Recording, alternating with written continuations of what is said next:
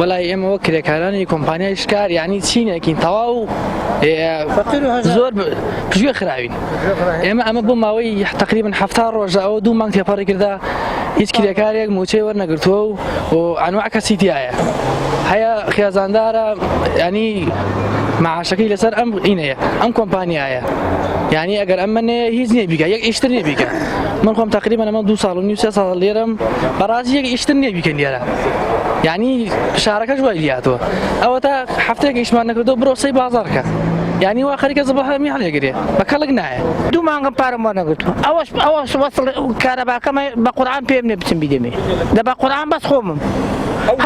هەژ دانە سەر خێزانم خەڵکی ناوشۆنم تا ساحب شەی برایەکم شەید بۆ لە ناوێکی تێقاتێک و دەستێکشینەمە ئەوە منەکەی منەدانم ئەو موچەی ئەگەر لە کات شاپێتان بگرێ بە شتانەکان نەکدوا بکەوێت وەڵڵاهی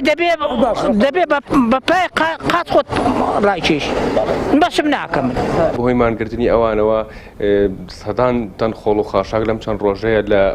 سنووری خەزای چەمچەماڵە کۆبووەتەوە بەداخەوە ئەم گرفتە چەند مانجێکە دووبارە بێتەوە هۆکاری مانگرتنی کۆمپانیا شەگەڕێتەوە بۆ خەرجنەکردنی سلفەکانن